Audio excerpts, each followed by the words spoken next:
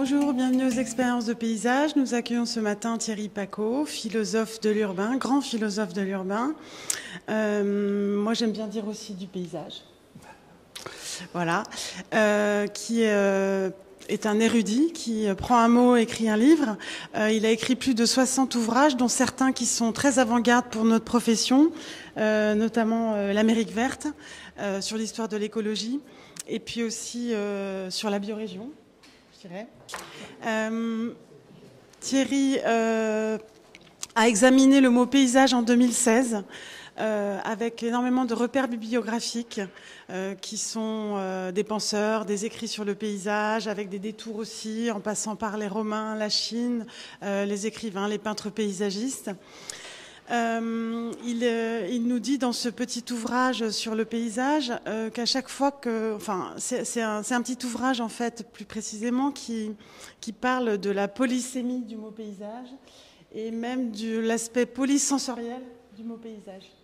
Et donc, il nous dit qu'à chaque fois qu'on utilise ce mot, finalement, il faudrait en décrire son sens, sa généalogie. Donc ça nous intéresse beaucoup. Et du coup, je lui ai demandé 7 ans après de réouvrir la case paysage qui germe dans son cerveau. Voilà. Merci Thierry. Et je vais du coup poser ce petit micro-là que tu n'as pas à toucher, c'est bon. C'est parti. Très bien, merci beaucoup Béatrice, merci pour cette invitation, merci à vous toutes et tous qui affrontez la chaleur de cette salle. Alors, je dois avouer que je ne suis pas du tout paysagiste, mais que j'ai enseigné la philosophie du paysage à l'école d'architecture de Paris-La Défense, qu'on appelait à l'époque l'unité pédagogique numéro 5. Je faisais ce cours avec une architecte paysagiste qui s'appelle Laurence Fauvel et qui avait participé comme praticienne à la création et à la réalisation du parc André Citroën. Alors, nous avons beaucoup voyagé dans les parcs et les jardins parisiens, franciliens et français. Et puis, en même temps, évidemment, j'essayais d'enseigner un état de la pensée sur les paysages. Et puis, ensuite, à ce moment-là, j'ai été recruté par un DEA qui se créait entre l'école de Paris-la-Villette et puis l'école des hautes études en sciences sociales, autour d'Augustin Berck, de Jean-Pierre Le Dantec, de Bernard Lassus surtout, et de Pierre Donadieu. Donc j'ai participé à cette petite aventure tout à fait intéressante qui avait comme étudiants principalement des futurs architectes.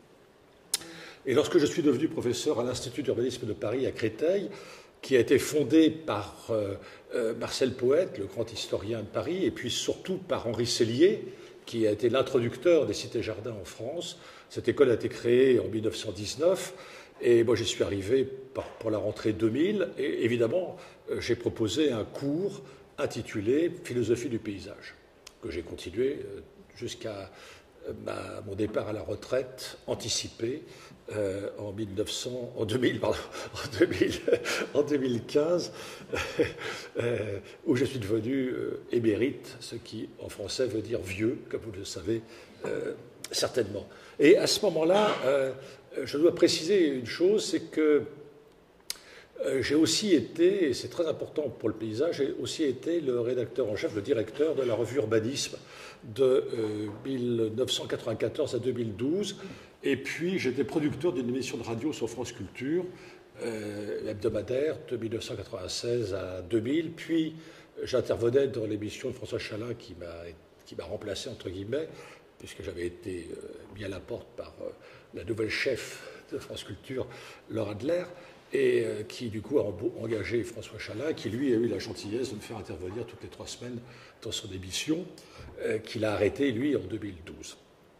Et là, ces émissions de radio et ce travail d'éditeur à l'art urbanisme m'a permis de continuer à rencontrer des paysagistes, à les questionner, à visiter leur chantier, guidé par eux, ce qui est évidemment pour moi une formation continue. Je suis fondamentalement un bouquinomane, je lis énormément, mais j'avais besoin quand même de ces moments au contact de praticiens qui parfois étaient aussi des théoriciens. Et donc, dans la revue Urbanisme, par exemple, que j'ai regardé l'historique, elle est née en 1932. Elle est née en 1932 dans la foulée de l'exposition coloniale de 1931, dont le parrain était le maréchal Lyautey. Et le maréchal Lyautey, lorsqu'il était le résident du Maroc, avait fait venir auprès de lui Forestier pour établir un herbier des plantes urbaines au Maroc. Vous voyez, donc il était lui-même intéressé par la question paysagère comme Prost et comme les autres fondateurs de cette revue. Et dans cette revue, je me suis aperçu qu'il y a eu, dès 1932, régulièrement des articles sur des paysages, sur des problématiques liées au paysage. Par exemple, y a-t-il un paysage des grands ensembles, des choses comme ça, qui étaient mis en avant. Et puis à un moment donné, il y a eu un paysagiste très original, Jacques Simon, qui avait une chronique régulière sur les espaces verts. Et c'était des chroniques qu'il faisait en forme de BD, ce qui est assez surprenant par rapport à la maquette très traditionnelle de cette revue qui était à l'époque totalement inféodée au ministère de l'Équipement. Donc il y avait la pensée dominante, j'allais dire, officielle de l'État, et puis il y avait une espèce de personnage comme ça, que j'ai eu la chance de connaître par la suite, tout à fait étonnant, et beaucoup d'entre vous savent qui est Jacques Simon. Et puis aussi, il y avait des textes de Jacques Sgard, par exemple, un autre paysagiste très, très important, qui avait réalisé le parc André Malraux, sur lequel donne précisément UP5. Donc, vous voyez, les liens étaient réguliers. Et je me suis aperçu qu'il me manquait un petit ouvrage un petit peu... pas synthétique, mais un petit peu faisant le tour de la question, comme ça, pour un public qui n'est pas spécialisé. Et c'est le livre que Béatrice a eu la gentillesse de montrer tout à l'heure. J'avais déjà publié d'autres livres à la découverte, et ils m'ont tout de suite dit oui. Et puis, je m'étais dit, dans ma tête, j'ai une documentation gigantesque sur les paysages, des traités, des essais d'histoire, des travaux, des monographies sur des paysagistes. Bon, je me suis dit, je vais faire ça en 2-3 semaines pendant l'été. Et puis, moi qui écris assez facilement, j'étais bloqué. Je n'ai pas réussi à écrire ce livre. Je l'ai rendu 10 ans plus tard. Parce que je m'étais aperçu qu'il existait d'excellents livres sur le paysage. Et je me disais, à quoi bon un de plus, où je vais répéter ce qui a été fort bien dit par d'autres. Alors, j'ai laissé ce projet éditorial en jachère, en jachère intellectuelle, et puis ça m'est arrivé pour d'autres thèmes, évidemment. À un moment donné, c'est venu tout seul. Mais je vais vous expliquer comment c'est venu. Mais avant, je voulais quand même mentionner les auteurs que je connaissais et qui ont fait des ouvrages tout à fait accessibles au tout public. Je ne dis pas au grand public, mais je dis au tout public. Je les ai pris par ordre alphabétique, c'est plus simple. Michel Baridon, évidemment, que vous connaissez bien sûr. Augustin Berck, qui avait publié en 1995 Les raisons du paysage, qui est un petit livre très très subtil, qu'il a repris 10 ans plus tard, où il a modifié son point de vue. Donc ça, c'est aussi pour moi important qu'un intellectuel soit capable, ce qui n'est pas fréquent, je le précise tout de suite, soit capable de dire « Ah, j'ai écrit ça, mais aujourd'hui, je ne dirais pas tout à fait la même chose ». Et tout à l'heure, j'exposerai la position d'Augustin Berck, qui est devenu un ami depuis. Un livre très important, mais plus du tout cité, d'une femme, Anne Coquelin, qui s'appelle L'invention du paysage, qui est un livre de 1989. Michel Collot, bien sûr, qui avait sa grande thèse sur l'horizon. Pierre Donadieu, bon, ça tout le monde le connaît. enseignant en plus à l'école du paysage de Versailles, Françoise Dubost, une sociologue, anthropologue qui a beaucoup travaillé sur les jardins partagés, les cités-jardins, les jardins paysans. On ne peut pas réfléchir à cette thématique sans la lire, ça me semble indispensable.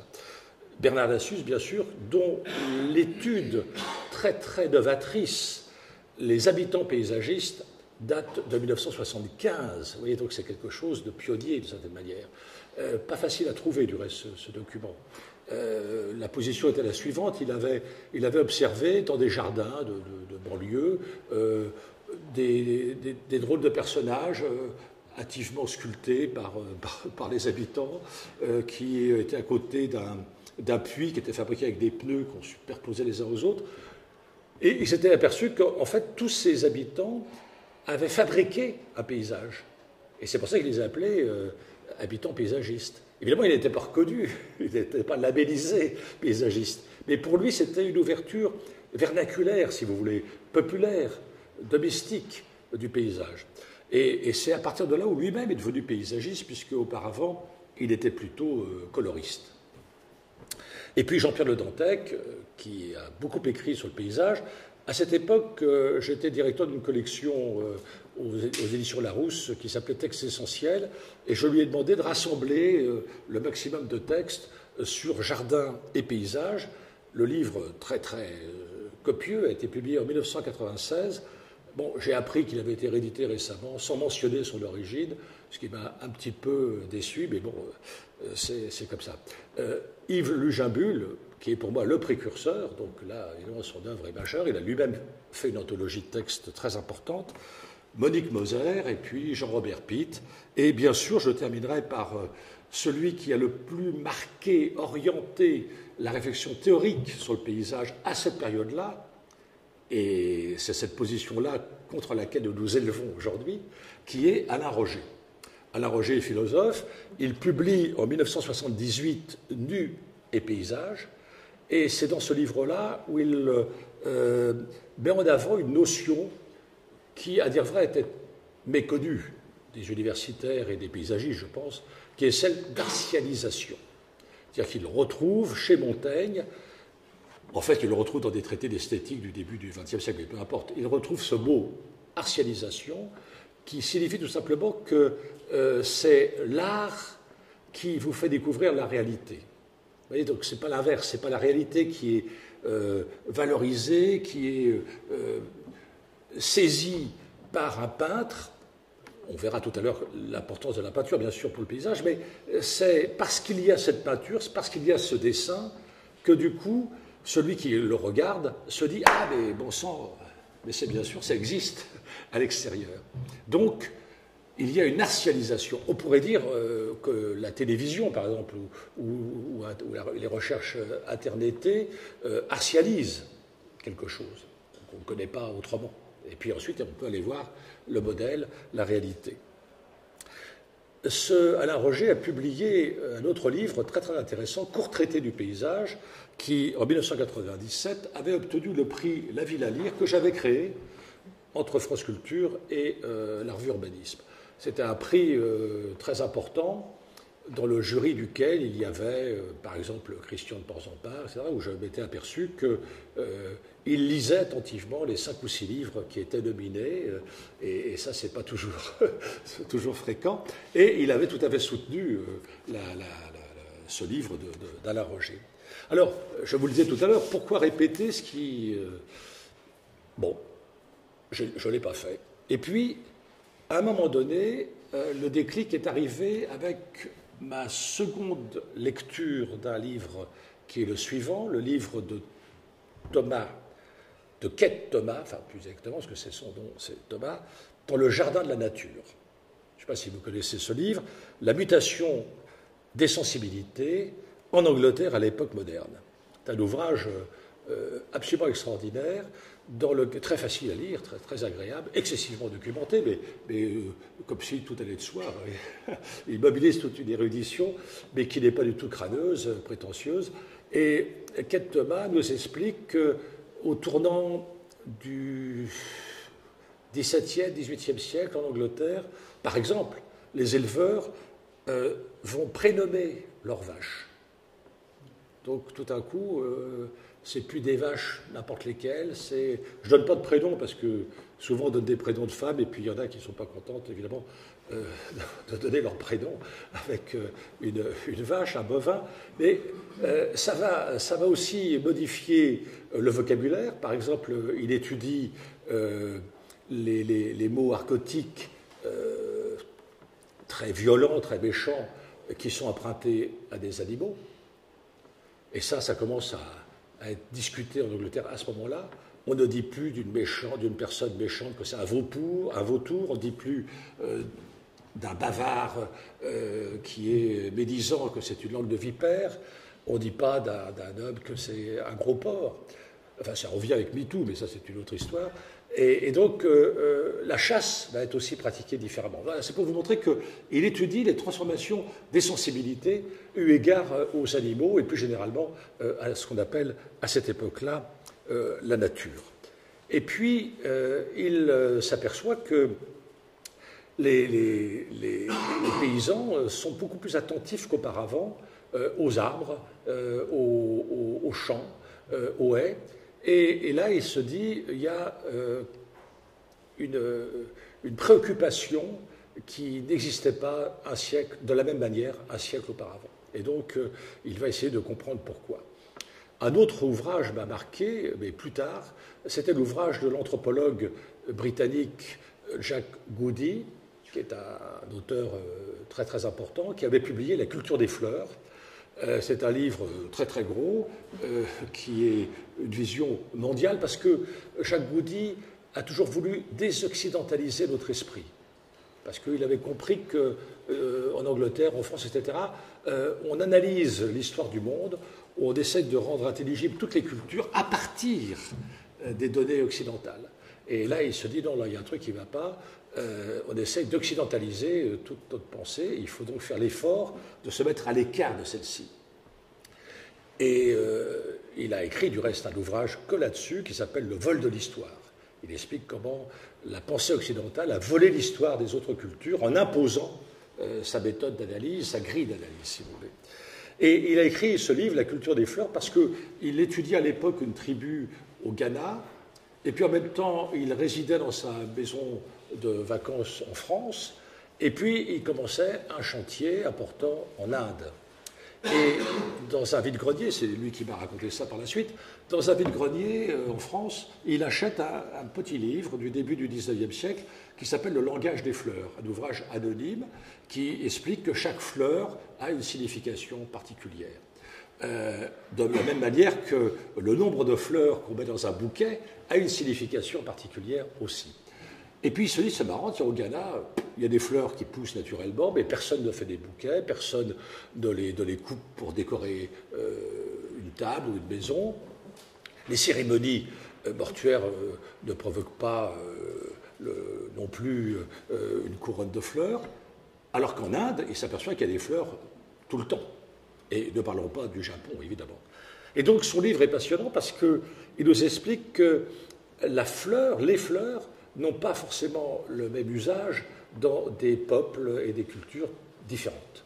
Donc c'est une approche qui, moi, m'a beaucoup intéressé et que j'ai reliée à ce moment-là à une autre manière d'appréhender ce que moi je défends depuis de longues années, qui est la géohistoire. J'ai toujours été, même enfant, j'étais très étonné qu'on sépare les deux, parce que je crois qu'il faut toujours inscrire une géographie dans son histoire et puis une histoire dans sa géographie. Et il me semblait que Lucien Febvre, c'est un nom qui ne dit rien à personne, on connaît davantage un de ses élèves prestigieux qui est Fernand Braudel, mais ce Lucien Febvre a été le cofondateur de la revue Les Annales, avec Marc Bloch, à Strasbourg en 1929. Et en 1941, dans le seul numéro paru cette année-là, vous comprenez les raisons, bien sûr, de la situation politique et militaire, il écrit un article sur sensibilité et histoire, qui est un article magnifique, dans lequel il s'interroge sur comment pouvons-nous connaître les sensations et les sentiments de nos ancêtres. Et là, il s'aperçoit qu'on a certainement dit beaucoup, beaucoup de bêtises. Parce qu'on n'a pas eu cet effort d'essayer de saisir ce qu'était la tristesse, ce qu'était le désir, ce qu'était la peur chez les ancêtres d'il y a 2, 3, 5, 10, 20, 30 générations. Et il subodore que les propos de certains historiens vis-à-vis de la mortalité des enfants étaient erronés. Ça a été prouvé par la suite, mais lui, déjà, là, il n'était pas tout à fait d'accord avec ça. Il dit, c'est curieux, on fait croire, on nous laisse entendre que les parents sont indifférents à la mort de leurs enfants, parce que la femme a 12, 13, 14 maternités, grossesses, et puis il y a 2 enfants qui arrivent à l'âge adulte. Et donc, ceux qui meurent, ils meurent. Puis tout le monde s'en fout. C'est entièrement faux, évidemment. Les archéologues nous ont montré maintenant, en étudiant des sépultures d'enfants, que dans ces sépultures-là, il y avait parfois un mot tendre, il y avait parfois un petit objet, il y avait parfois des amulettes, quelque chose qui montrait une attention des parents vis-à-vis de leur petit enfant. Et donc, cet article, Lucien Febvre a écrit très peu de livres. Comme il dirigeait la revue, il était très très pris pour réécrire les textes des autres, ce qu'il faisait magnifiquement bien. Et il a publié des grands articles, par contre, comme celui que je viens de vous mentionner, mais qui est à l'origine, du coup, de tout un courant très important en France de ce qu'on appelle l'histoire des sensibilités, avec Alain Corbin, par exemple, ou Georges Vigarello. Mais il y en a d'autres, évidemment. Et puis, l'histoire des mentalités, lancée par Michel Vauvel, également à ce moment-là. Donc, cet article-là, que je connais quasiment par cœur, m'a beaucoup intéressé parce que, sur toutes mes publications, j'ai toujours une approche géohistorique. C'est lui qui théorise la géohistoire, d'une part, et d'autre part, cette espèce de tentative de saisir les émotions, les sentiments des différents auteurs, pas seulement d'une période, pas seulement d'une époque. Alors, vous voyez, là je suis dans une posture très différente de celle de la majorité de mes collègues universitaires, parce que je ne peux pas raconter Platon ou Bachelard, un de leurs concepts, sans raconter leur vie. J'ai comme l'impression que c'est très important. Mais beaucoup de collègues m'ont dit, mais ça, on s'en fout, Aristote, c'est Aristote, etc. Mais non, si on ne sait pas que Platon, d'abord, n'est pas son nom, Platon, c'est un mot grec qui signifie large d'épaule, c'est un sobriquet que son prof de gym lui a donné. Tout ça, donc, vous voyez le rapport à la beauté, au corps, au gymnase, le terme gymnase en grec signifie être nu, tout ça est excessivement important, me semble-t-il. Mais bien souvent, on détache, on sépare une œuvre de son auteur, en disant non, ça c'est une approche psychologisante qui est dérisoire. Eh bien, je me suis rendu compte que ce n'était pas vrai.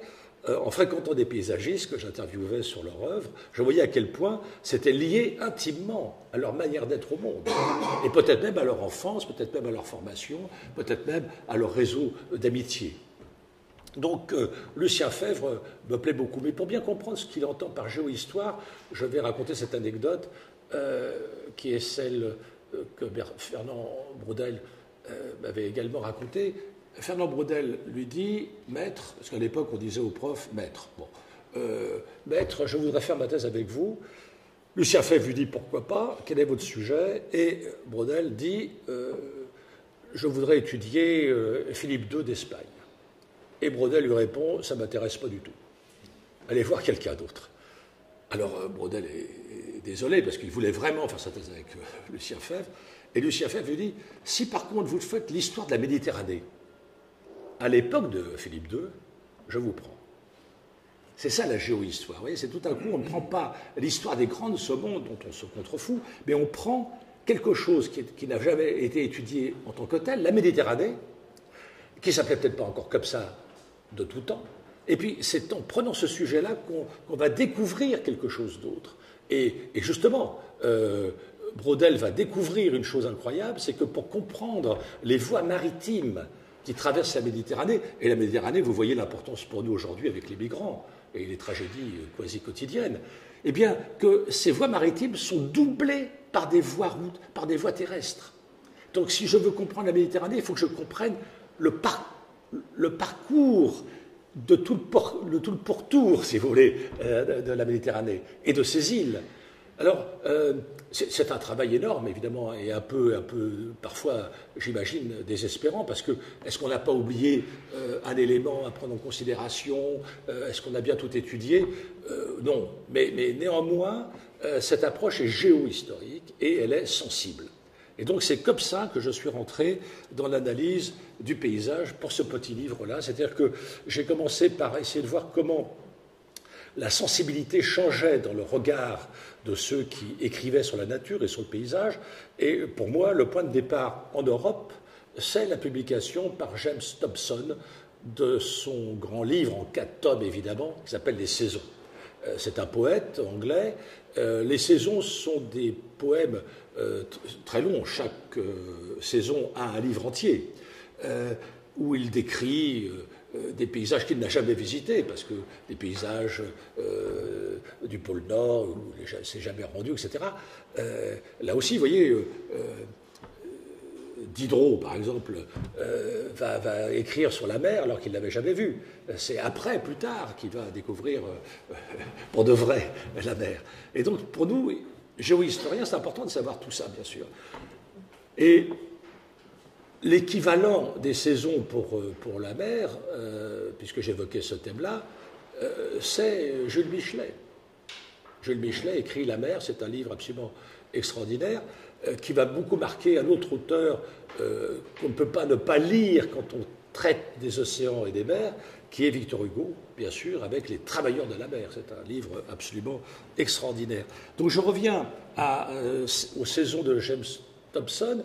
Ça va être imité, parodié, concurrencé dans toutes les langues européennes. Ça va être traduit aussi dans toutes les langues européennes à ce moment-là. Et donc ça va changer le regard de beaucoup de personnes vis-à-vis de la nature, parce qu'il étudie cette nature selon ses saisons. Alors je précise tout de suite que là nous sommes dans un cadre occidental où il y a 4 saisons. Les 4 saisons existent déjà dans la poésie latine à l'époque des Romains.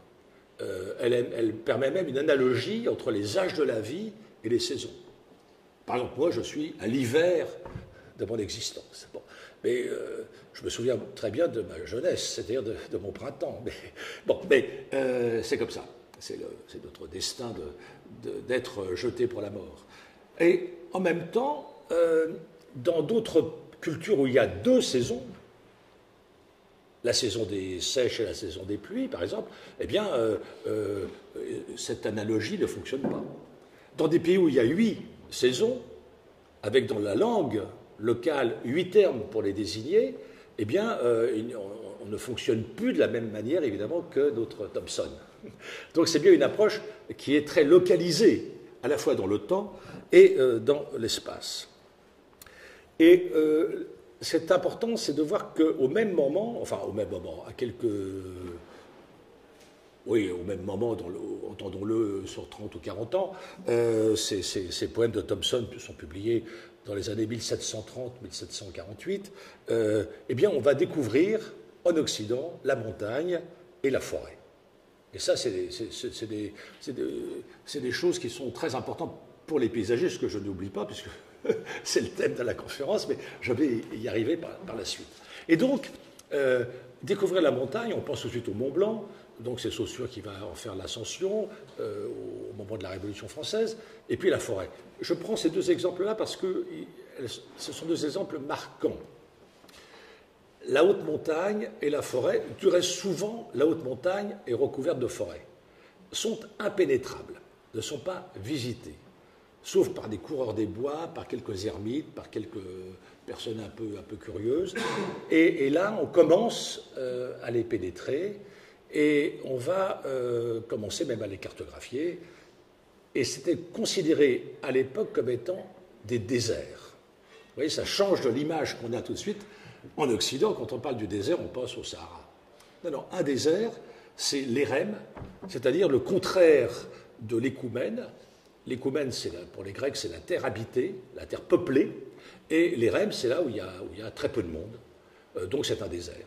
Et dans ce désert, il y a, et Rem va donner ses mots, il y a des ermites qui sont dans des ermitages. Vous voyez, tout ça s'enclenche assez bien.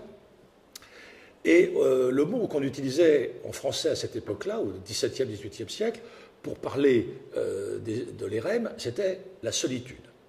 Donc, qui est traduit en anglais par wilderness.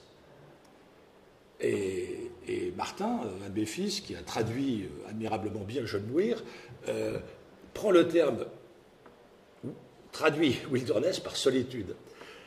La solitude, ce n'est pas simplement le fait d'être isolé, c'est le lieu dans lequel on est isolé.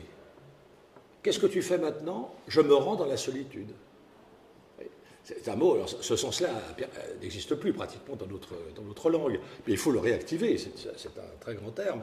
Et donc, du coup, je me suis aperçu que, en lisant Saint-Amand, le poète français qui a écrit Ô solitude, que Poursol a fait traduire en anglais par sa sœur, enfin bon, je ne rentre pas dans tous ces détails, et a mis en musique. Et vous avez tous, j'imagine, entendu Ô solitude, chanté par... il y a plein d'interprétations, mais moi j'aime bien celle d'Alfred Deller, qui est un contre-ténor. Eh bien, ce poème-là n'est pas un poème sur le fait d'être tout seul, solitaire, etc., comme on l'aura dans le romantisme allemand et puis ensuite anglais. Non, non, là on est un siècle avant, pareil, à peu près. Et là, au contraire, la solitude, c'est un lieu dans lequel on aime bien se rendre, même si il est un peu inquiétant, parce que aller dans une grande forêt impénétrable la nuit, il y a des bruits étranges, il y a des cris d'oiseaux qu'on ne connaît pas, il y a des brindilles qui sont écrasées, on croit qu'on est suivi par des mauvais génies, etc. Donc la forêt et la haute montagne ont été, pendant toute la période médiévale, par exemple, des lieux qu'on ne fréquentait pas du tout, qu'on craignait, évidemment. Alors, là, tout de suite, on voit, vous voyez, les poètes, on voit, j'ai évoqué certains romanciers, on voit que progressivement, le paysage va devenir un état d'âme. La formule est d'Amiel, c'est un état d'âme, et c'est une rupture par rapport à la première définition du mot paysage. Le mot paysage dans la langue française arrive à la fin du XVIe siècle, au milieu du XVIe siècle, pardon, en 1519, on le trouve dans le vocabulaire des peintres. Le mot paysage désigne ce que l'on peut embrasser d'un seul regard et qu'on va reproduire sur une toile. C'est du reste la définition que donne Furetière dans son célèbre dictionnaire de 1690. Donc, pendant très longtemps, et Alain Roger continue à penser ça, le paysage est une affaire de regard.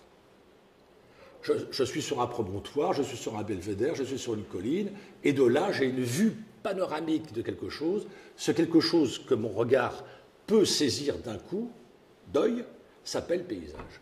Et ce paysage que je reproduis en tableau va artialiser ce lieu réel et le donner à voir à ceux qui vont y passer. Vous voyez, donc progressivement, on a là la prédominance du regard pour définir un paysage.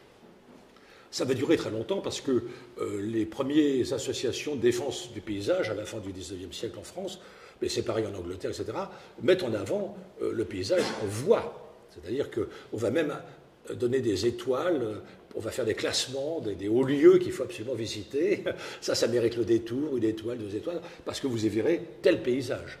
Dans la commande paysagère de certains aristocrates anglais au XVIIe et XVIIIe siècle, c'est précisément de demander à un jardinier, parce que le mot paysagiste n'existait pas encore comme profession, à s'inspirer d'un tableau pour le réaliser en vrai.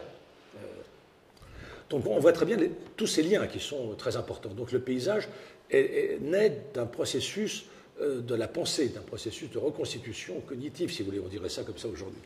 Alors là, j'en étais, je comprenais un peu par quel bout j'allais commencer à écrire ce livre. Et là-dessus, je découvre un ouvrage qui n'était pas cité par les auteurs que je mentionnais tout à l'heure, Histoire du sentiment de la nature, en 3 volumes, publié par Victor Laprade. Ce sont 3 livres tout à fait passionnants qui sont publiés en 1866, 1870 et 1882. Vous voyez, donc ça l'a occupé pendant plusieurs décennies. Ce sont des livres qui reviennent sur le sens des termes, bien sûr, donc sur la physis des Grecs, puisque la nature, en grec, se dit physis. C'est un terme qui est apparenté à l'indo-européen et qui signifie ce qui croît. La croissance, ce qui croître, vous voyez, ce qui croît, se développe, périclite et puis meurt. Donc la nature, le mot physis va être traduit en latin par natura. Tous les verbes latins en oura sont des verbes d'action. Donc la natura, ce n'est pas simplement le fait de naître, c'est ce qui provoque la naissance, et cette naissance génère une croissance, puis le même processus, un appauvrissement, un vieillissement, un effilochissement, enfin appelez ça comme vous voulez, et puis une dégradation, une altération, et puis la mort. Et la renaissance. Donc déjà, ça m'avait fait comprendre que quand on veut réfléchir sur la nature, on ne doit pas considérer que la disparition d'une espèce est antinaturelle. Elle est naturelle. Que des espèces nouvelles apparaissent et que d'autres disparaissent, ça fait partie de la nature. Encore aujourd'hui, on ne le croit pas. Bien souvent, on fait une espèce de comptabilité, comme si on voulait maintenir en l'état quelque chose qui, par définition, ne cesse de germer, de sortir, vous voyez, et de croître et peut-être de disparaître. Et donc ce Victor Laprade, même s'il a des idées un peu conservatrices, a quand même des réflexions qui sont assez étonnantes pour l'époque, parce que dans le volume de 1882, il se demande quelle nature nos contemporains, dit-il, les siens évidemment, vont pouvoir témoigner. De quelle nature vont-ils pouvoir témoigner ?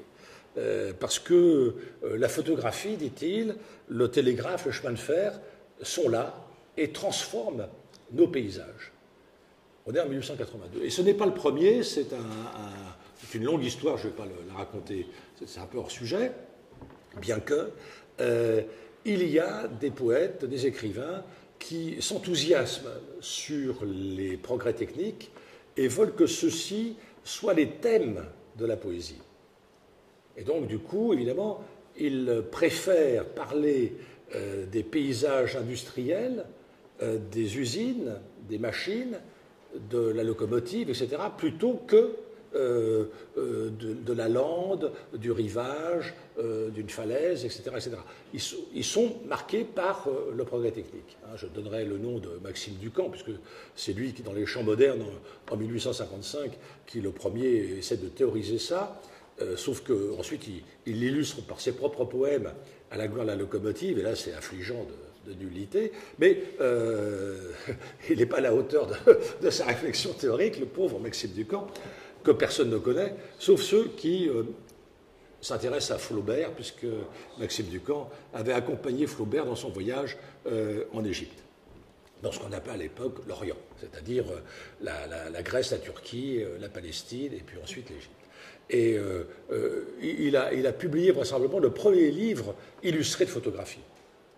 Son livre sur le Nil est un ouvrage illustré par ses photographies, et Flaubert, dans sa correspondance à sa mère, se moque de son compagnon de voyage en disant il est vraiment casse-pied, il a des caisses avec son matériel, avec évidemment ses plaques en verre pour sa chambre, et c'est très compliqué à transporter, il faut louer trois ânes, il faut avoir du personnel, et puis ça peut se casser. Donc il se moquait un peu de ce pauvre Maxime Ducamp. Et son livre ne figure même pas dans l'ouvrage pourtant important de Gisèle Freud sur photographie et société, où elle attribue le premier livre illustré de photographie à un auteur américain. Mais ça, c'est aussi parce qu'elle est américaine. Mais maintenant, on sait que c'est Maxime Ducamp, vraisemblablement, qui a illustré. Ce qui est très intéressant, parce que vous allez voir tout à l'heure pour le paysage urbain, c'est aussi un romancier qui illustre son roman en photographie de ville. Mais je vous dis ça pour que vous restiez encore un peu avec moi. Donc, on a cette histoire du sentiment. Alors là, je suis obligé de citer des auteurs qui sont très importants, y compris dans la démarche paysagère. Le premier est un géographe non universitaire, disons-le comme ça, qui s'appelle Élisée Reclus, qui est un homme absolument fantastique, qui naît en 1830 et qui meurt en 1905, et qui, dans la revue des Deux Mondes, va publier en 1866-1868 une série d'articles qu'un de mes amis, Joël Le Cornio, a repris en un seul volume, qui s'appelle Le sentiment de la nature dans les sociétés modernes. Et c'est d'une intelligence absolument fabuleuse. Élisée Reclus n'appartient pas à ceux qui s'inquiètent de la dégradation de la nature par les activités industrielles. Il pense que les hommes, les humains, peuvent détruire, bien sûr, la nature, évidemment, mais qui peuvent aussi l'embellir. Ça, c'est un point de vue très, très original et peu fréquent. Et il le démontre dans 2 livres qui lui sont commandés par son éditeur pour les enfants. Mais c'est là où je m'aperçois que nous sommes encore des enfants, parce que c'est des livres où beaucoup de mes amis de mon âge les lisent et les relisent. C'est Histoire d'un ruisseau et Histoire d'une montagne. Lisez ces 2 petits bouquins, c'est absolument passionnant. C'est, on pourrait dire, une analyse critique d'un paysage, à chaque fois. D'un paysage de rivière ou d'un paysage de montagne. Mais en même temps, c'est un art de vivre libertaire. Lui-même était végétarien, était nudiste, etc. Bon, je ne rentre pas dans... Mais c'est pour moi, encore une fois, montrer qu'il y a un lien très intime entre les convictions qui vous animent, votre manière de vivre, et puis votre relation à la nature et aussi au paysage, qui sont des moments de cette nature. J'y reviendrai tout à l'heure. Il y a une très très grande thèse de 1907 de Daniel Mornay sur le sentiment de la nature en France, de Jean-Jacques Rousseau à Bernardin de Saint-Pierre. C'est un livre, là aussi, passionnant, que je décortique dans mon petit essai, où lui, il se fixe sur le XVIIIe siècle comme étant le siècle de tous les changements. C'est le siècle des encyclopédistes, bien sûr, mais c'est aussi le siècle de Buffon, c'est le siècle de Lamarck, même s'il continue à vivre heureusement au XIXe siècle, et puis c'est le siècle aussi des physiocrates. Le mot physiocrate est inventé par Quesnay, qui est le chirurgien et médecin du roi, Louis XVI, Quesnay, qui... les chirurgiens à l'époque étaient rattachés au corps des métiers des barbiers, donc ils n'appartenaient pas aux médecins, c'était une autre corporation. Et Quesnay invente le mot physiocratie, qui est le pouvoir, cratie, le pouvoir de la physique, c'est-à-dire de la nature. Et puis, j'ai encore deux autres ouvrages à mentionner, parce que les autres livres dont je parlais tout à l'heure les ignorent, peut-être parce qu'il y a le mot, il y a le sentiment de la nature derrière, mais c'est le livre de Frédéric Paulan de 1913, L'esthétique du paysage, qui est un ouvrage très riche de réflexion sur, en particulier, un peintre, Antoine Chaintreuil. C'est le peintre que le philosophe essayiste Paulan met en avant, un peintre. Quand j'en parle, je vois que peu de gens ont en tête ces peintures de paysage, donc pourtant ça mérite évidemment d'être vu. Et pour lui, Frédéric Paulan, en 1913, il explique que toute peinture du paysage faite par ce peintre-là, qu'il affectionne particulièrement, est une émotion. C'est-à-dire que chaque paysage est une émotion. C'est une entrée, celui qui, moi, m'intéresse beaucoup, et qui est reprise par la suite par Albert Dauzat. Albert Dauzat, c'est un linguiste français, je pense que certains et certaines le connaissent, qui a beaucoup écrit sur, par exemple, la toponymie, le sens des lieux, des lieux-dits, des appellations de paysages précisément. Et lui, il écrit le sentiment de la nature et son expression artistique. Et il met en avant l'approche subjective. Il dit chacun saisit, analyse son paysage. C'est-à-dire que, je vais le dire autrement, vous êtes émerveillé par un paysage, vous dites, ah ben tiens, je vais le montrer à quelqu'un que vous aimez bien, et vous arrivez à dire, ah, t'as vu, c'est splendide. Et l'autre, oh, non, pas nécessairement. Donc, à chacun son paysage. Vous voyez, c'est un peu ça, si vous voulez, qui est un point important. Donc, c'est fondamentalement subjectif. Et puis, il écrit, mais pas avec ce terme-là, bien sûr, que en admirant un paysage, eh bien, on éveille nos cinq sens. Donc, l'approche polysensorielle que mentionnait Béatrice tout à l'heure, elle est déjà chez Albert Dauzat en 1914. Et lui, ses peintres, ce sont les impressionnistes. Alors ça, c'est important, ce n'est pas Chatreuil, ce sont les impressionnistes. Et là, je vous raconte la petite anecdote que vous connaissez certainement. C'est Edmond Renoir, le frère du peintre, qui fait le catalogue de l'exposition de 1874. Et il dit donc il fait le catalogue, et il dit à Monet, Claude Monet, il dit tu ne pourrais pas un peu modifier tes titres, parce que c'est toujours vu du port du Havre, vu ceci. Et il dit c'est un peu raplapla. Et alors Monet est énervé et lui dit mettez impression. Et c'est comme ça que l'histoire naît. C'est que le critique met impression soleil levant pour titrer un tableau de Monet. Et alors ce titre-là marche tout de suite, mais marche péjorativement. C'est-à-dire que les critiques d'art de l'époque qui visitent cette exposition de 1874 vont s'en moquer en disant qu'est-ce que c'est que ces impressions, vous voyez, c'est pas précis, c'est pas bien peint, c'est pas réaliste, etc. Et donc le mot impressionniste surgit, mais pour désigner des peintres qu'on ne trouve pas bons, si vous voulez. Aujourd'hui, évidemment, ça a beaucoup changé. Alors, je vous évoquais tout à l'heure le paysage urbain, parce que nous sommes dans un monde industrialisé. Je vous mentionnais des poètes, des écrivains qui voulaient justement exalter l'inventivité des hommes avec leurs usines, et au détriment de la nature qui était dégradée ou dénaturée. Eh bien, c'est aussi le siècle du démarrage de l'urbanisation. Dans le monde occidental, l'urbanisation et l'industrialisation vont ensemble. Dans ce qu'on a appelé par la suite le tiers-monde, on a une urbanisation sans industrialisation, par exemple. Alors, à cette époque-là, nous sommes à une époque d'exode rural très important, de transformation, de transformation des paysages, parce que l'élevage se répand considérablement, donc les pâturages dessinent quelque chose d'autre que le bocage, et puis on commence à équiper, à automatiser le travail agricole, et donc à essayer de remembrer les terres. C'est des processus qu'on connaît encore aujourd'hui, qui sont même tragiques, parce que bien souvent, ça entraîne le fait de combler les fossés et de supprimer les haies pour pouvoir laisser passer des engins agricoles excessivement puissants. Et donc, en même temps, il y a des villes beaucoup plus grosses qu'auparavant qui surgissent. Et donc, le mot paysage urbain, c'est une hypothèse, serait mentionné pour la première fois dans le roman Bruges-la-Morte, d'un auteur belge qui s'appelle Georges Rodenbach, ouvrage de 1882, publié chez Flammarion, où c'est le sous-titre. Et Bruges-la-Morte, c'est le roman, le titre, et le sous-titre, c'est Paysage urbain, au pluriel.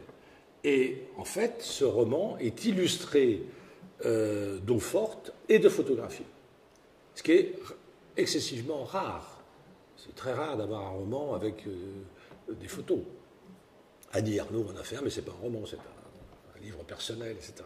Bon, donc là, on a quelque chose de très très important, parce que le mot paysage urbain n'est pas ce qui se donne à voir comme un paysage de la campagne. Pour la bonne et simple raison, c'est que si je regarde du haut du Sacré-Cœur Paris, je vois des immeubles, mais je ne vois pas ce qu'il y a derrière ces immeubles.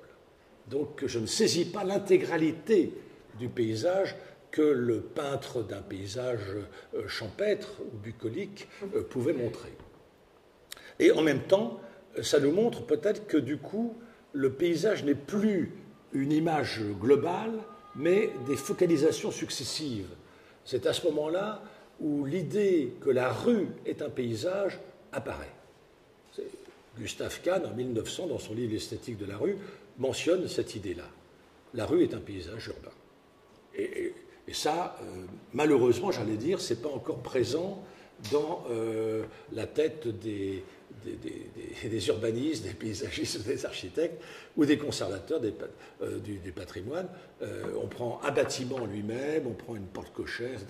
On ne saisit pas, il y en a qui le font heureusement, une rue comme étant un paysage en entier. Et cette préoccupation du paysage va être liée au démarrage du tourisme. Donc le club alpin, enfin toutes les associations de valorisation du tourisme aux États-Unis avec les parcs nationaux, en Angleterre, en France, etc., avec des sentiers de grande randonnée, etc., avec l'importance de l'automobile, bien sûr, eh bien, vont finalement donner des étoiles à des lieux dits qui méritent, comme je disais tout à l'heure, le détour. Et là, il y a une rencontre internationale à Gand, qui est le Congrès international des villes, qui expose un ensemble conçu par Patrick Guedes et un de ses fils en 1913, qui va être excessivement important, parce que tout d'un coup, là, le célèbre botaniste anglais, mais qui est aussi pédagogue et qui est aussi l'inventeur des Urban Studies, Patrick Guedes, va expliquer que si l'on veut comprendre une ville, il faut qu'on comprenne tout dans quoi la ville s'inscrit. Et donc, il invente la notion de conurbation en 1915. Et là, son exposition est magnifique parce qu'il met des photographies, des plans, des tableaux, etc., des frises chronologiques. Et le Congrès invite un certain nombre de théoriciens et de praticiens de l'ensemble de l'Europe, dont l'un s'appelle Hugo Convance, qui va écrire un article absolument remarquable sur le paysage. Hugo Convance est le ministre prussien des monuments naturels.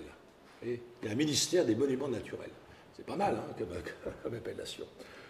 L'excellente revue Topophile a publié ce texte de Hugo Convance.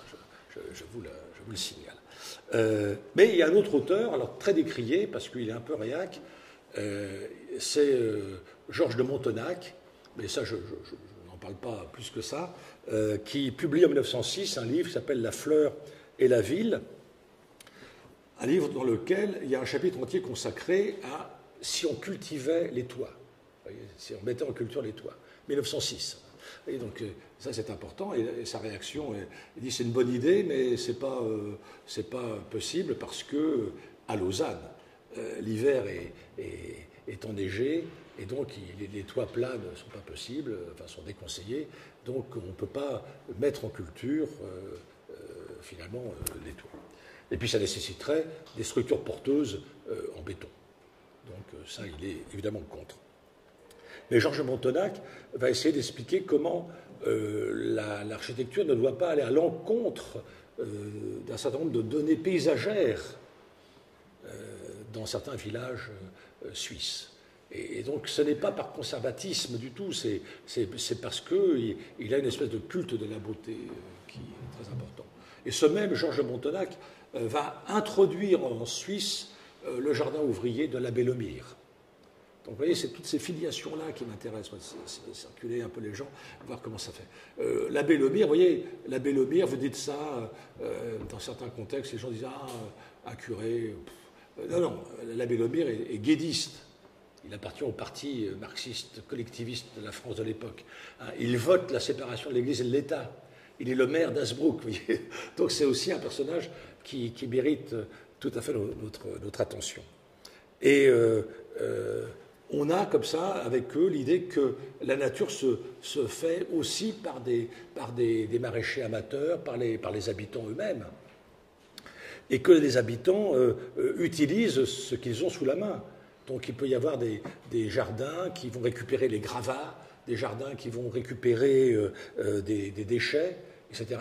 Et donc ça, c'est quelque chose on est au début du XXe siècle. Va par exemple être présent dans la manière de faire de Louis-Guillaume Leroy, qui est un paysagiste jardinier belge, qui était un ami du fameux couple Simone et Lucien Cros. Donc on voit aussi, vous voyez, toute une série de parentés que d'habitude on ne mentionne pas, et je trouve à tort, parce que ça nous permet de bien comprendre tout ça. Et n'oublions pas que Lucien Cros écrit un tout petit essai qui s'appelle « Tout est paysage ». Vous voyez, donc là on voit bien qu'on est en train de changer notre manière de penser. Gilles Clément n'est pas éloigné de cette idée-là que le paysage est subjectif. que chacun a son paysage. Il n'hésite pas à dire que le premier paysagiste est un oiseau. C'est celui qui prend une graine d'ici et qui l'emmène à des milliers de kilomètres. Et puis là, cette graine s'acclimate et donc il pousse quelque chose. Donc le jardin est en mouvement, vous voyez, et puis il est planétaire. Donc on est bien là dans la pensée tout à fait passionnante de Gilles Clément. Mais les agriculteurs, je l'ai mentionné tout à l'heure, sont aussi ceux qui font du paysage. Pas le paysage qui nous convienne, mais ils font du paysage. Les ingénieurs des infrastructures autoroutières ou des trains à grande vitesse font le paysage. Pas celui dont on rêve, bien sûr. Mais c'est pour vous dire que l'approche paysagère mérite d'être de manière très attentive, comme ça, analysée, parce que les procédés techniques, les matériaux utilisés sont dorénavant présents à l'échelle mondiale. Et donc, si nous, on considère qu'il nous faut abandonner le béton armé, c'est aujourd'hui le principal matériau en Afrique, qui est le continent qui s'urbanise. Donc là, on est en train de construire ce qu'il ne faudrait pas faire, si vous voulez. Mais c'est facile à dire d'ici, sur place, et les enjeux sont géopolitiques, bien sûr, mais sont aussi économiques. Parce que le BTP, c'est-à-dire le bâtiment et travaux publics, l'ancienne appellation, est soutenu par les grandes multinationales du béton, qui possèdent la téléphonie, qui possèdent les médias. Donc on est un peu coincé. Et le nouveau BTP, que promeut encore une fois la revue Topophile, bois, terre, paille et pierre, est un BTP qui a du mal à prendre, même si on pense qu'il est écologiquement plus vertueux que le béton armé. Donc, voilà où j'en étais avec ce petit livre. Mais en même temps, je lisais depuis longtemps, mais pas avec cette approche de philosophie du paysage dans ma tête, parce que philosophie du paysage, pour moi, c'était vraiment lié à un tout petit texte que je vous recommande, qui se trouve sur Internet, de Georges Simmel, S-I-2-M-E-L. S'appelle Philosophie du paysage, un tout petit texte, mais qui est extraordinaire et qui m'a fait beaucoup, beaucoup réfléchir, et qui continue toujours à me faire réfléchir. Et donc, c'était un peu cette entrée-là qui me plaisait, et je complétais la réflexion de Simmel par celle d'un géographe dont on parle peu, qui s'appelle Éric Dardel, qui a publié en 1952 au PUF un tout petit livre qui s'intitule L'homme et la terre. Et là, je ne vous en dis pas plus, parce que là, c'est une sorte de cadeau que je vous fais, parce que pour ceux qui ne le connaissent pas, quand vous allez lire, vous allez être absolument émerveillés. Donc j'avais ces deux auteurs-là. On a souvent des auteurs de prédilection, mais je lisais aussi beaucoup, pour d'autres raisons, Emerson, pour qui j'ai une grande sympathie, et puis Thoreau. Là, je me suis mis à écrire l'Amérique verte, c'est-à-dire que j'ai voulu montrer, le titre est peut-être mal choisi parce qu'il est paru au moment des élections où le dénommé Trump a gagné, et je voulais montrer, et je croyais que j'allais être invité dans des émissions de radio sur les élections américaines, parce que je parlais des candidats présidentiels écologistes, qu'on ne mentionne jamais, parce que nous, en France, on croit qu'il y a des républicains et les démocrates, c'est tout. Non, souvent, il y a 4-5 candidats, mais nous, on ne le sait pas, on pense qu'il n'y en a que 2. Et donc, je voulais montrer qu'il y avait quand même une sensibilité à l'écologie qui était très ancienne, et qu'il y avait eu des lois qui étaient des lois excessivement importantes de protection de la nature à la fin du XIXe siècle aux États-Unis. Et qu'en fait, ces lois appartiennent à ce que j'ai appelé le droit du ping-pong. Hein. C'est-à-dire qu'on promeut des lois, puis le président qui vient d'après les supprime. Donc on est comme ça dans une espèce d'alternance. Et donc j'ai écrit ce livre-là pour montrer que Emerson fait une conférence en 1936 qui s'appelle Nature, qui devient un tout petit livre. Et puis ce livre-là va nourrir toute une réflexion de ce qu'on pourrait appeler, c'est une autre conférence qu'il fait qui s'intitule American Scholar, on pourrait dire l'intellectuel américain. C'est-à-dire que, vous allez voir, ça c'est passionnant, les enjeux de Emerson, c'est de dire nous sommes indépendants depuis 1776, est-ce vrai? Il répond non. Nous sommes toujours tributaires de la pensée anglaise, des ouvrages anglais. La majorité des livres en anglais aux États-Unis à cette époque-là viennent d'Angleterre. Et puis, philosophiquement, on est dépendant de la pensée allemande, etc. etc. Donc, il dit il faut qu'on crée, il faut qu'on soit capable d'inventer, y compris le paysage, bien sûr, d'inventer une dimension américaine. Et lui, il est né aux États-Unis et il écrit des textes pour les Américains. Et donc, c'est un mouvement très important parce que, on dira du reste par la suite, on dira qu'il y a eu la déclaration d'indépendance des États-Unis et il y a eu une seconde déclaration d'indépendance de l'esprit américain par Emerson. Vous voyez, donc là, on voit bien comment il y a une espèce de conquête qui est théorique et idéologique aussi des États-Unis. Et ce qui est mis en avant dans cette réflexion sur la nature, c'est que les États-Unis possèdent, sans le savoir, une incroyable diversité de paysages, une incroyable diversité de faune et de flore, et qu'il faut qu'on s'en préoccupe. Et donc, ces penseurs-là sont aussi naturalistes. Thoreau, par exemple, ou Thoreau, je donne les deux, on prononce l'un ou l'autre selon les lieux, va être reconnu comme correspondant de plusieurs universités, parce qu'il est d'une rare compétence. Son talent d'observation et sa capacité à décrire tel oiseau ou telle plante est exceptionnel. Et du reste, aujourd'hui, il y a eu des études passionnantes qui ont été faites pour reconstituer un herbier de Thoreau, quelles sont les plantes qu'il mentionnait, et on s'aperçoit qu'elles ont disparu à 80% des États-Unis. Donc là ça devient aussi un témoignage de géohistoire botanique qui est absolument passionnant.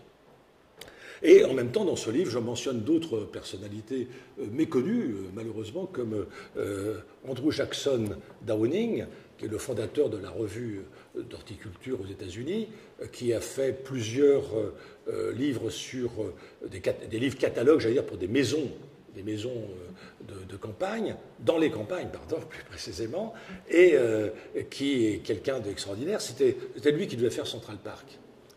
Et puis, il est mort accidentellement parce que le ferryboat qui l'emmenait sur Hudson River d'Albany à New York a pris feu. C'était un bateau à vapeur.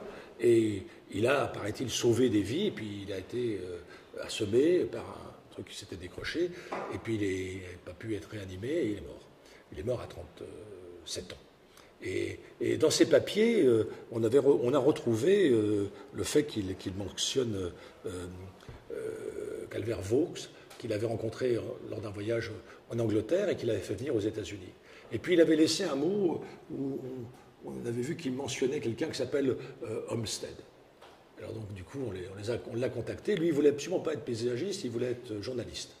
Et il avait déjà publié 2 ouvrages de récits de voyage dans les États du Sud des États-Unis, et ça l'intéressait beaucoup. Et puis il a été un peu coincé, puisqu'on lui a fait croire que c'était Downing qui l'avait désigné. Donc du coup, il s'associe avec... et puis tous les deux, ils vont réaliser Central Park, non sans difficulté.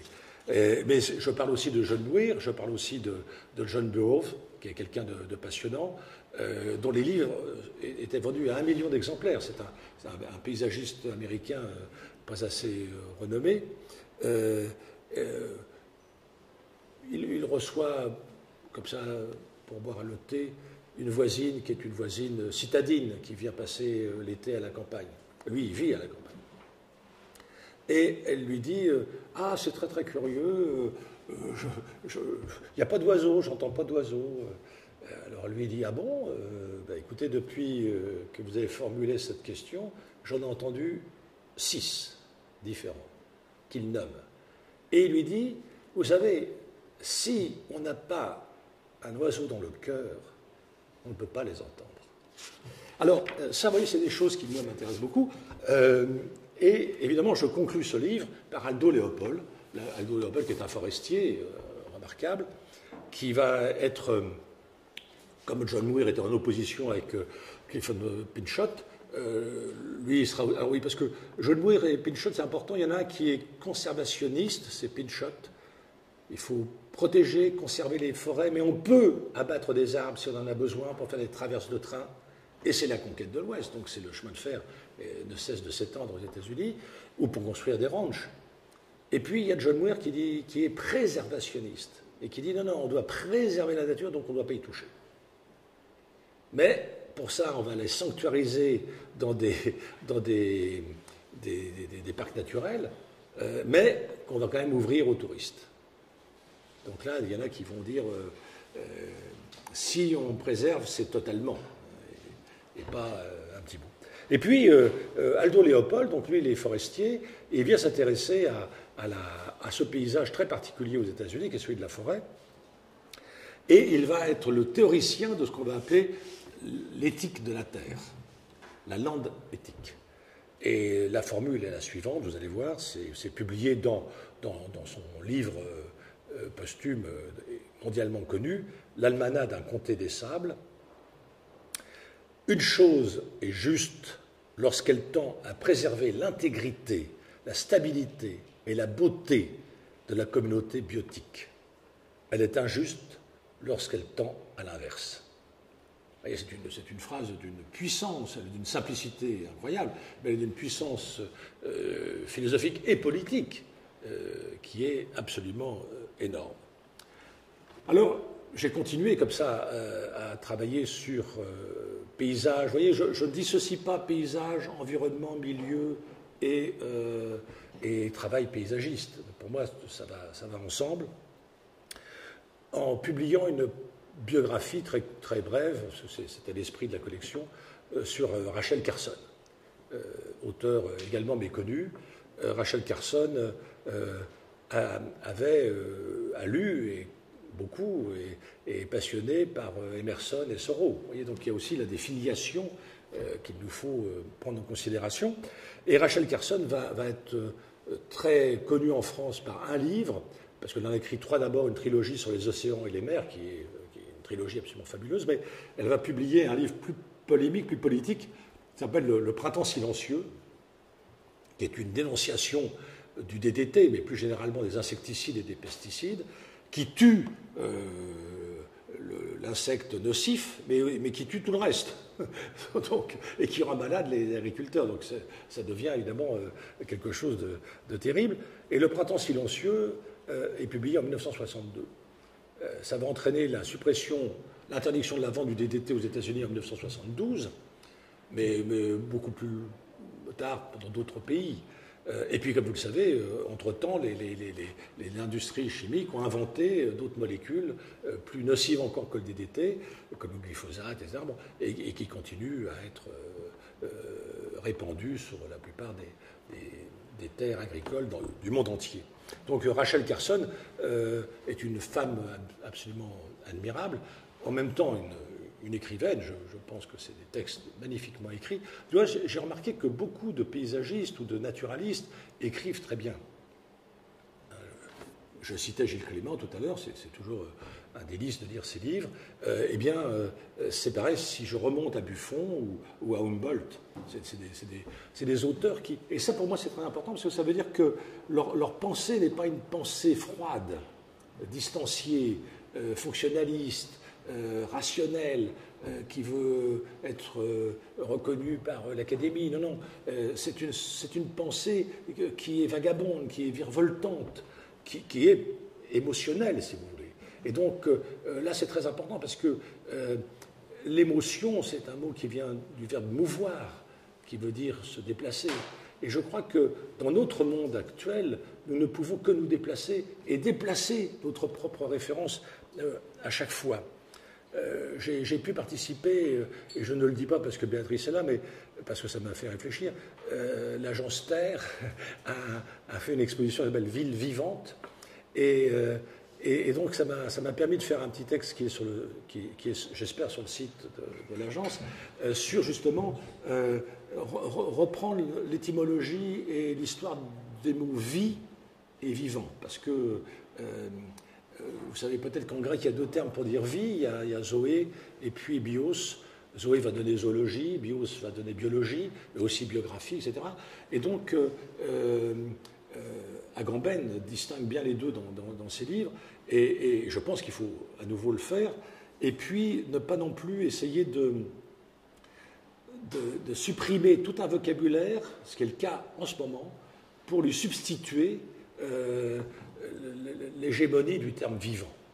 Aujourd'hui, maintenant j'entends ça à la radio partout, dans les conférences partout, c'est le vivant, le vivant, le vivant. Bon, c'est très bien, bien évidemment, mais il y a aussi l'existence, il y a aussi l'habitabilité du monde, il y a d'autres termes qui sont aussi importants, à mon avis, que le mot vivant. Mais aujourd'hui, j'ai vu dans des concours pour des paysagistes ou pour des architectes même, c'est un peu le mot qu'il faut mettre. Si on ne le met pas, on est mal vu. Vous voyez, c'est pareil, oui, là j'entendais à la radio une émission complètement stupide, enfin, la personne qui en parlait était stupide, qui disait voilà, il faut réglementer l'usage de l'eau, etc. Et tenez-vous bien, cette personne dit il ne faut plus que les particuliers arrosent leur potager.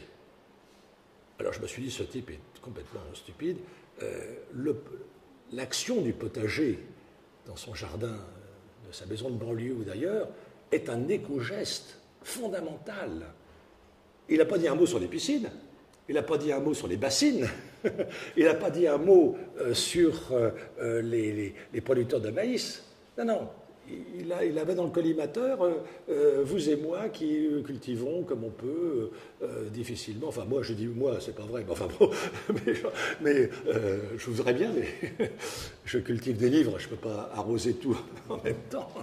Mais je pense que c'est une grave erreur. C'est pareil, vous voyez, c'est les excès de la législation. Tout d'un coup, il y a un problème de l'eau, donc on va dire, ben voilà, l'eau, maintenant, c'est que pour les agriculteurs productivistes et pas pour les autres, puisque ça ne sert à rien. Et pareil pour ce truc que je trouve complètement idiot, la zéro artificialisation du sol. C'est un truc, ça n'a aucun sens. C'est encore une fois, vous voyez, une norme qui devient absolue. Évidemment, le vivant dans lequel nous sommes et avec lequel nous cohabitons nous explique que justement, ces normes se dénorment en permanence. Et donc on ne peut pas promouvoir comme ça des lois aussi strictes, aussi définitives. Hein. Il faut être dans ce que j'ai appelé une trinité constructive, c'est-à-dire le cas par cas, le sur-mesure et le faire avec les habitants et le vivant. Alors je terminerai par deux, trois remarques. Sur enfin, la traduction et le développement de l'écoféminisme en France. Il serait temps, mais ça arrive progressivement. Et je crois que le livre Subsistance, qui a été publié récemment aux éditions de la Lenteur, est le livre qu'il faut lire en premier. C'est un livre de Marie Miss et Véronica, j'ai oublié son nom, enfin vous le trouverez sur Internet. C'est un livre très important, puisque c'est un livre où ces deux femmes, c'est un livre de 1997, ces deux féministes allemandes, sont persuadés qu'il faut articuler féminisme, écologie et tiers-monde. C'est des mots qui ont un peu vieilli, on ne dit plus ça maintenant.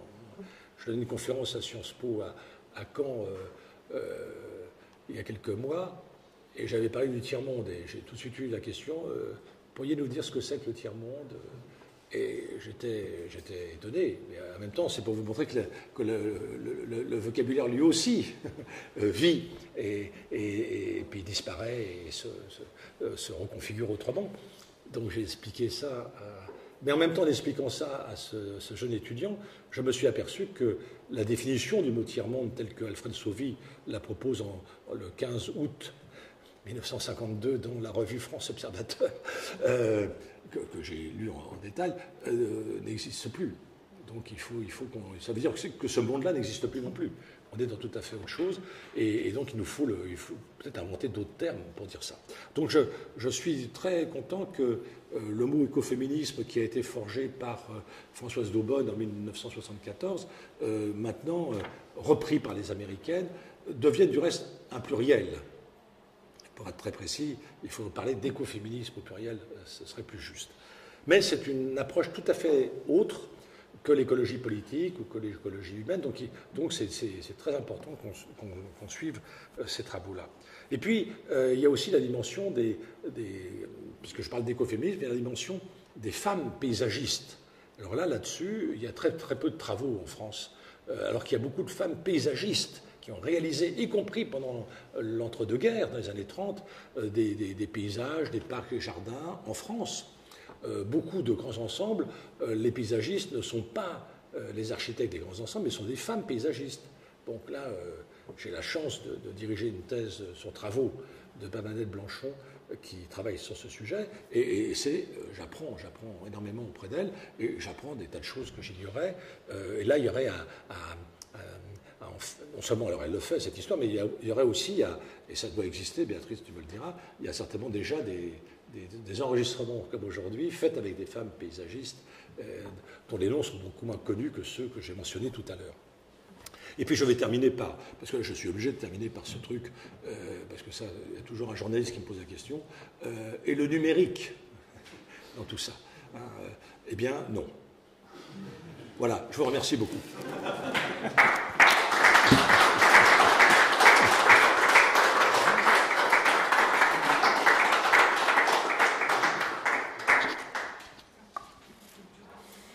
Merci.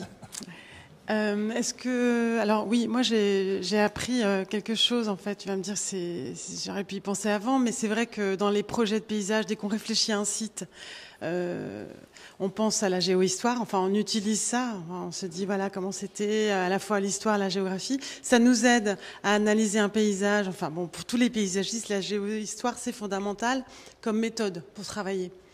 Mais alors du coup, de penser à des géohistoriens, en fait, j'avais jamais pensé à ça.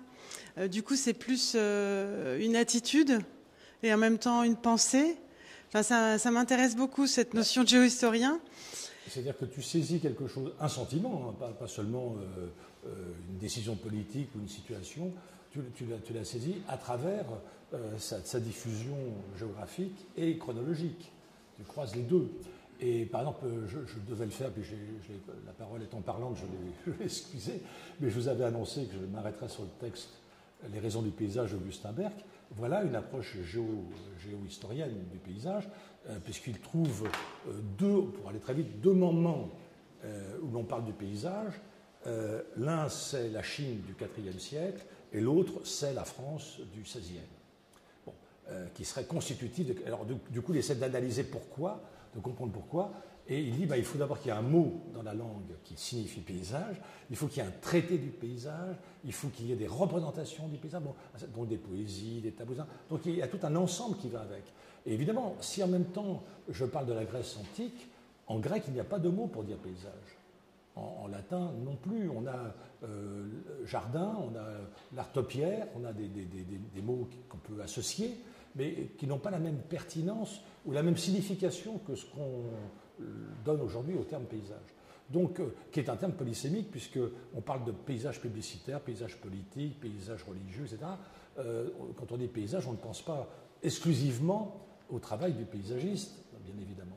Donc l'approche géohistorique, moi je l'ai fait sur un petit livre qui s'appelle « Utopie et utopiste », où j'ai essayé de voir quand est-ce que le mot utopie apparaissait, donc sous la plume de Thomas More, 1516, date plus importante que 1515 Marignan, 1516, l'utopie de Thomas More, il invente le mot et il invente le genre littéraire qu'un libraire viennois va plus tard essayer de rassembler les livres qui sont considérés comme des récits utopiques.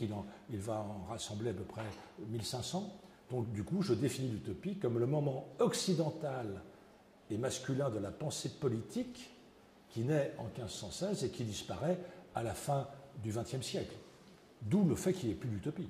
Et que le mot utopique, aux dernières présidentielles, était péjoratif. Mais quand on veut insulter quelqu'un, on dit « t'es utopiste ». Moi, je prends ça comme un compliment. Tu peux me traiter d'utopiste. Non, ça me gêne pas. Je dirais, en fait, finalement, c'est aussi un peu le début d'une histoire de la philosophie du paysage. Oui, parce que, en fait, la philosophie du paysage, si c'est Georges Simmel un des premiers qui l'évoque, c'est pas par hasard, c'est parce que auparavant, les philosophes vont. J'ai dirigé un livre collectif qui s'appelle Espace et lieu dans la pensée occidentale de Platon à Nietzsche, et puis ensuite j'ai refait la même chose au XXe siècle, parce que je me suis aperçu qu'il y a des pensées atopiques, hors sol, hors géographie, et d'autres au contraire qui sont fondamentalement ancrées quelque part. Et ça c'est très important. Donc la conception de l'espace et du lieu, le sens du mot lui-même. En architecture, par exemple, le mot espace est très récent, c'est un terme de 1970 à peu près. Le mot espace public date de 1986 en français, donc c'est très très récent. Pourtant, c'est un mot que tout le monde utilise.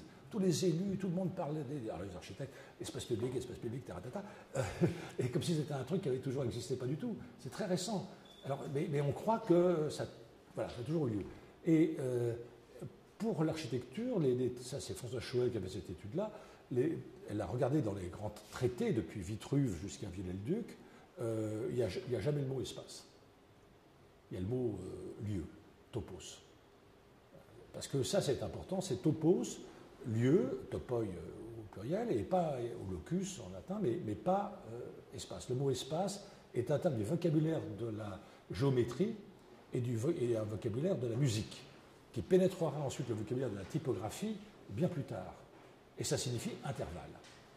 Par contre, il devient synonyme de milieu par les géographes dans les années 70, où se crée l'espace géographique, espace et société, espace-temps, toutes ces revues, et y compris une voiture qui s'appelle espace. Donc on voit bien que là, c'est un mot très récent, et qui alors il a pris de manière extraordinaire.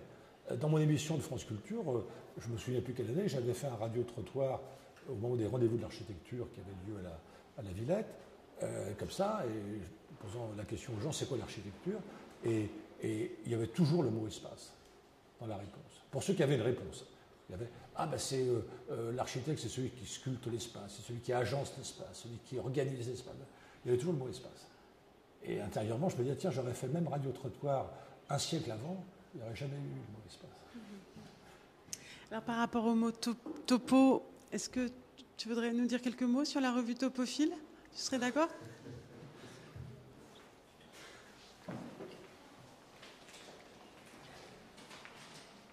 C'est trop gentil, c'était pas prévu. Je sais pas, ouais, non, j'attends 2 secondes. Oui, donc justement sur cette relation qu'on a avec l'espace, les lieux, tu disais tout à l'heure Thierry que la nature, on pouvait, que John Muir s'intéressait au fait qu'on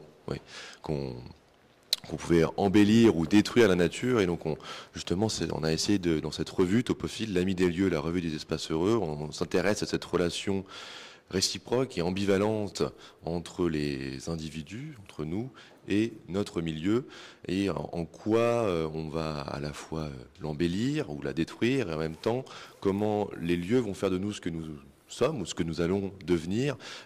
Thierry parlait de l'importance, de l'impossible dissociation entre l'être et l'œuvre, notamment chez les paysagistes, et en quoi peut-être votre enfant, votre formation pouvait permettre d'interpréter les paysages que vous concevez et que vous mettez en œuvre. Et donc c'est exactement ça, donc c'est cette topophilie.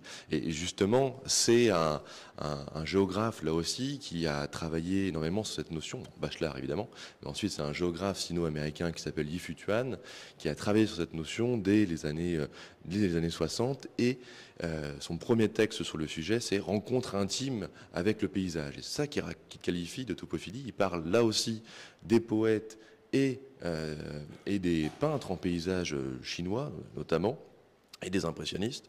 Et il montre quand même que les géographes et les paysagistes doivent adopter cette posture du poète, de la contemplation et de l'attente. Il utilise d'ailleurs le mot français dans son discours. Et donc de cultiver cette attente attentive. Et c'est, je pense, la position qui nous incite à avoir, en tout cas les paysagistes et les géographes. Et donc, pour revenir sur la revue, elle existe depuis 3 ans et demi. Elle est libre d'accès sur le net. On publie 2 articles par semaine, grosso modo, sur toutes ces questions au croisement de la pensée sur le lieu, l'écologie sociale, l'écologie politique.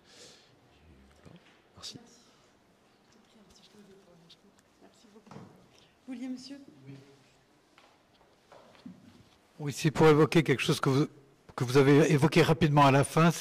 Moi, ma question, elle porte sur l'évolution du paysage en ville et de la végétalisation en ville. Là, je vous interroge directement sur quel est l'avis du philosophe au moment donné sur cette norme ou cette dénormisation qui va se produire. Pour illustrer ce que je veux dire, j'habite dans le 20e et je faisais visiter à mes enfants les buttes Chaumont, mes petits-enfants, les buttes Chaumont, pour montrer comment ça a évolué. Et il y avait un employé des espaces verts qui était consciencieusement penché sur un versant touffu, etc., et qui arrachait consciencieusement des plants sur lesquels il y avait des fleurs, d'ailleurs. Et je me demandais ce qu'il faisait, et je m'approche de lui, je lui dis, mais qu'est-ce que vous faites au juste ? Il dit, je retire les plantes qu'on a plantées, des plantes avec des fleurs, etc., pour que la végétation d'origine, si j'ose dire, native, spontanée, se développe. Il n'avait pas vraiment l'air très convaincu, mais c'était ça, son truc. Alors, qu'est-ce que vous pensez, vous, de ce moment de la végétalisation? À Paris, c'est incroyable. Enfin, je veux dire, j'ai d'autres exemples en tête, ça devient délirant, quoi. Je prenais le bus, là, tout à l'heure, et sur le tronc d'un arbre, ils laissent partir tous les rejets de ces arbres. Moi, je ne sais pas trop si c'est volontaire ou pas volontaire, ou si c'est parce que c'est la grève ou le Covid, mais en tout état de cause, il y a une évolution massive des traitements de tous les espaces naturels, si j'ose dire, qui étaient paysagers, qui étaient dessinés, etc., vers quelque chose de spontané. Là, c'est un sujet énorme. C'est le sujet des relations entre la ville et la nature, qui est maintenant un thème récurrent partout, avec le danger qui est terrible, c'est celui de la standardisation. Je me suis aperçu, par exemple, que les fameuses cours oasis, que je trouve d'un intérêt relatif, étaient maintenant des produits sur catalogue que des élus allaient acquérir. Donc, qu'ils soient à Perpignan ou à Lille, ils vont effectivement adopter une cour oasis qui sera la même dans tous ces différents endroits, avec le même type de revêtement artificiel par ailleurs, souvent, et puis le fait qu'il n'y ait pas de ronces ou de plantes méchantes pour les enfants. Donc c'est une nature qui n'est pas naturelle, entre guillemets. Donc je crains beaucoup ça. Sur les arbres, on sait maintenant, enfin on sait depuis longtemps du reste, quels sont les arbres qui sont excessivement... Alors je cherche le mot parce que je ne veux pas dire utile, surtout pas, qui ont leur place en ville parce qu'ils sont beaux, parce qu'en même temps ils ont des qualités pour traiter l'air ambiant. Et puis il y en a d'autres qui ne sont pas plantés, mais c'est ceux-là qu'on plante souvent. Donc là aussi, il y a toute une étude qui commence à se faire, qui est surtout retenue, enfin qui est surtout diffusée par des mouvements citoyens locaux. Et ça, c'est excessivement positif. À Pau, à Gien, enfin je sais pas, moi je suis sollicité tous les matins pour signer une pétition. Je ne pense pas que ça a un grand effet, mais bon, par un collectif qui défend ces arbres, parce que, y compris en 2023, pour faire un parking, qui sera paysager évidemment, mais avant de faire le parking paysager, il faut couper tous les arbres qui sont là. Donc on arrive à des absurdités de ce genre-là. Alors, les parcs et jardins, qui surgissent dans l'urbanisme au XIXe siècle sont le résultat de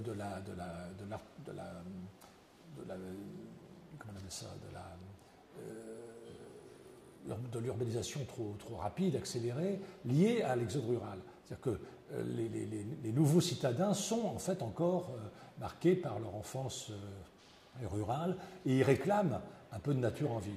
Et Zola, dans un rêve, a cette formule, parlant d'une jardinière au bord d'une fenêtre, il dit un tel, j'ai oublié son nom, met le printemps à sa fenêtre. Donc on a bien cette idée que les guinguettes, le week-end, enfin il faut toujours aller dans cette nature qu'on a perdue, parce qu'on est venu dans une ville minéralisée. Et donc les parcs et jardins avaient une signification excessivement importante, les squares, enfin, chacun avait un sens particulier, et tout ça est en voie de disparition. C'est très très curieux. Paris n'a jamais perdu autant d'espace vert que depuis 20 ans. Alors c'est un peu fâcheux pour certains, pas pour tous les électeurs, mais pour certains, de se constater que les municipalités d'avant Delanoë, d'avant la gauche pour être très clair, donc Tibéri ou Chirac, c'est eux qui ont fait les grands parcs urbains. La Villette, je parlais de Citroën tout à l'heure, etc. Bon, Bercy, et que depuis, moi je constate, et puis il y a des associations qui le montrent carte à l'appui. Là, vous aviez un stade qui a une telle emprise, eh bien, il y a un petit bout du stade qui n'était pas le stade, mais qui était un parking, qui était une bande verte, etc., qui est bâti. Devant le musée que la Prade a construit à Porte Dorée, qu'on appelait le musée des colonies, qui est maintenant le musée de l'immigration, il y avait un triangle de verdure entre 3 rues. Bon, des gens se garaient là, ils n'avaient pas le droit. Bon. Maintenant, j'ai repassé au jour, je me suis dit, mais il y a un hôtel tout vitré bleu, moche comme tout, là, mais qui est là. Qu'est-ce qui a donné l'autorisation de... Au moment même où on dit qu'il n'y a pas assez d'espace vert, eh bien, on les réduit. Alors, ce n'est pas la végétalisation des façades, ce n'est pas les jardins sur les terrasses qui vont transformer quoi que ce soit. Ça, faut l'avoir bien en tête. Alors, c'est ça la difficulté pour le paysagiste et pour nous tous, c'est que, je ne l'ai pas dit, mais je voulais développer l'idée que le projet de paysage est en fait un trajet. Un trajet de paysage, parce que le mot projet ne va pas. Parce qu'on croit qu'on a un projet, et puis c'est ça qui va aboutir 10 ans ou 15 ans après. Or, dans le paysage, comme il s'agit de plantation, bien évidemment, on ne sait pas du tout ce que ça va donner. Et on le sait encore moins aujourd'hui, parce que les prévisions météorologiques, climatiques, sont insaisissables. On peut avoir le projet de dire « je vais planter ça, ça, ça », et puis, ça n'arrivera pas. J'ai été voir les jardins que Gilles Clément avait fait à Arc-et-Senans. Et bon, j'en ai parlé avec lui après. Et parce que rien n'était comme il l'espérait. Il y a eu tellement de canicules que c'était terrible, quoi. Ça n'a pas marché, ça n'a pas poussé, c'était impossible. Ça a brûlé. Enfin, bon, donc, si on est dans le trajet, on n'est plus limité par une sorte de méthode, je conçois ça, je le budgétise, je le réalise, je peux éventuellement imaginer une phase de réversibilité. Non, là on est dans quelque chose qui correspond à un accompagnement. Le paysagiste, il accompagne quelque chose qui est en cours. Et je pense que pour la ville, je pense que pour le design, nous sommes en cours. Je pense que l'être humain est en cours. Je pense qu'il nous faut réinventer un existentialisme écologique. C'est-à-dire qu'il faut comprendre que l'existence de chacun d'entre nous, du existere en latin, être devant soi, se mettre au-devant de soi, c'est quelque chose qui est décisif. Et donc, se mettre au-devant de soi dans le contexte écologique incertain. Ça, c'est un enjeu terrible. C'est pour ça que je ne pense pas aux recettes qu'on pourrait appliquer ici ou là, et c'est malheureusement ce qui est mis en avant, avec des aberrations. J'ai entendu un élu écologiste à Rennes qui m'a interpellé à la fin de mes conférences contre les gratte-ciel pour me dire que j'avais tort, que j'étais anti-écolo, etc. Bon. Quand on va à Jean Doty, on dit on ne discute pas. Je ne donnerai pas son nom parce que je suis sympa. Je donne la parole. Oui, bonjour, je vous remercie pour cet exposé tellement riche que j'ai honte de prendre la parole après vous. Des questions ou des remarques, je ne sais pas comment les caractériser. Premièrement, sur France Culture, le fait qu'aujourd'hui, il n'y a ni archi, ni urbain, ni paysage, ni plein d'autres choses d'ailleurs, et que ça s'appelle quand même France Culture. Bon, ça c'est plus une remarque qu'une question. Ça tombe bien, je n'y suis plus, donc je suis ravi. Oui, non, mais ce n'est pas une critique contre vous, bien au contraire, puisqu'on vous écoutait avec plaisir. Vous avez rapproché vie et œuvre de quelqu'un. Qu'est-ce qu'on fait quand ça ne correspond pas? C'est-à-dire, par exemple, Kant a fait, paraît-il, toujours la même promenade chaque jour, sauf une fois, et est-ce à dire que ces textes sont monotones, ennuyeux et toujours les mêmes?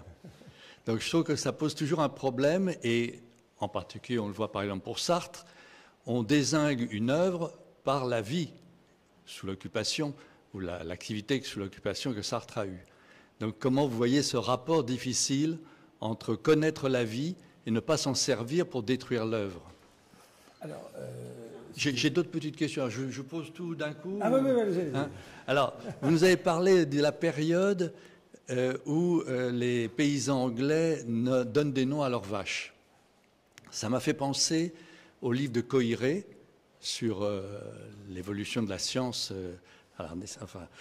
et aussi à la pensée de Gould qui parle d'équilibre ponctué, c'est-à-dire qu'il y a des périodes stables et des périodes où les choses évoluent. Lui, il parlait de paléontologie lointaine. Le problème, c'est que est-ce que ce n'est pas toujours à l'endroit où l'on regarde qu'il y a un changement? De même qu'un architecte, chaque fois qu'on lui donne un terrain, il arrive à vous prouver que c'est le plus beau terrain du monde et que c'est le centre où il faut faire des choses les plus extraordinaires. Est-ce qu'on n'a pas le risque, quand on est attaché à une période, de s'apercevoir que cette période est la période la plus importante où il y a des mutations? Autre point, le mot paysage et le mot espace, d'ailleurs, est-ce que ne sont pas des mots vides, mais des mots supports, comme les supports de cartes postales? C'est-à-dire, pour vendre les cartes postales, il faut bien les mettre dans un support en métal, mais c'est la carte postale qui est importante, ce n'est pas le support en métal. Et le mot paysage, ce n'est pas le mot paysage qui est important, c'est l'adjectif qu'il qualifie. Paysage urbain, paysage, et ainsi de suite, comme vous l'avez souligné. Pour le paysage urbain, là aussi, est-ce qu'on ne fait pas preuve d'un peu d'ethnocentrisme quand on dit le paysage, on doit le voir? Parce qu'effectivement, la ville européenne est assez bloquée dans son paysage, c'est-à-dire que les rues sont plus ou moins formées et on ne voit pas derrière, mais on a des tas de villes où il y a une ouverture et on voit les différents plans les uns derrière les autres. Et pour le paysage urbain, est-ce que la notion d'artificialisation, oui c'est ça, c'est-à-dire le fait qu'au fond, Kertész ou Cartier-Bresson ont inventé le paysage urbain à travers la photo? Enfin, vous avez parlé aussi, là ça m'a beaucoup intéressé, du vocabulaire. Il y a certainement un vocabulaire à faire aujourd'hui pour comprendre ce que disaient les architectes ou les paysagistes. Un espace généreux. Un espace généreux, c'est un espace dont on ne sait pas trop quoi faire. C'est grand et il y aura peu de monde, mais on met quand même beaucoup d'argent dedans parce qu'on est un grand architecte. Ou une opportunité foncière. Une opportunité foncière, c'est que personne ne veut l'acheter, donc c'est la collectivité territoriale qui s'y colle et qui ne sait pas quoi en faire. Et puis enfin, la notion d'accompagnement que vous venez de noter, qui est pour moi vraiment très très importante, mais hélas, il n'y a pas de contrat qui existe sur cette notion d'accompagnement. C'est-à-dire qu'on a un contrat, ça se termine, et après, on doit s'en aller. Alors, je ne sais pas si ce sont des questions, des remarques, enfin, il y a quand même des questions. Mais je vous remercie beaucoup, c'est passionnant. Je ne vais pas réagir du tout, parce qu'il y aurait trop à dire. Simplement sur un point, effectivement, sur Cartier-Bresson, sur Willis, etc., j'ai beaucoup travaillé, et je travaille toujours, sur la relation entre le cinéma et les territoires, parce qu'il se trouve que je m'étais aperçu à quel point certains films me sensibilisaient davantage qu'un essai de sociologie ou d'anthropologie ou de géographie sur telle évolution qu'on n'avait pas encore perçue, on n'avait pas encore vue. Et donc, j'avais compris ça comme ça. Mais en même temps, en travaillant beaucoup sur cette thématique, j'ai fait une encyclopédie sur la vie et le cinéma de 900 pages, je me suis aperçu, en questionnant Éric Romer, qui en a fait la préface, je lui dis, voilà, vous avez filmé les villes nouvelles, vous avez filmé Clermont-Ferrand dans Manu Chémaud, etc. Et il dit, ah non, pas du tout, non, j'ai été là parce que le cousin de la coiffeuse, qui était mon assistant, et il m'a dit, on peut avoir sa boutique pendant le mois d'août, pendant ses vacances, donc c'est à Nemours. Bon, mais en fait, Les Villes Nouvelles, il a fait une série de films pour la télévision, donc c'était des films alimentaires. Et donc, du coup, il a tourné à Marne-la-Vallée et puis à Cergy-Pontoise. Mais c'était pas ça qu'il voulait faire. Parce que pour lui, ce qui primait, c'était l'intrigue. Donc ça, j'ai compris la chose que je n'avais pas saisie auparavant, c'est que le cinématographe et la métropole naissent au même moment, à la fin du XIXe siècle. Ils cheminent ensemble, mais parallèlement. Et c'est très rare qu'il y ait un entrecroisement de leur destin. Du reste, les villes n'existent plus, elles sont devenues des mégalopoles, elles sont devenues des gated communities, etc. Et le cinéma lui-même est en péril. Enfin, ce cinéma-là est en péril avec les nouvelles conditions de production, le numérique, etc. Donc il y a des mutations qu'on est en train de percevoir maintenant, qu'on ne voyait pas il y a encore 10 ou 20 ans. Sur l'importance du vocabulaire, alors je suis tout à fait d'accord parce que je vois en même temps que bien souvent il est galvaudé. Il y a des mots comme ça, comme résilience, comme inclusif, c'est des mots que je bannis de mon vocabulaire parce que tout le monde, y compris ceux qui maltraitent la terre, ne cesse de les utiliser. Donc là on se dit c'est pas possible. Et donc j'insiste régulièrement sur l'apport d'André Breton à la langue lorsqu'il fait une conférence à l'allemande de Sartre, et puis finalement il ne peut pas la faire parce que le public est hostile à André Breton.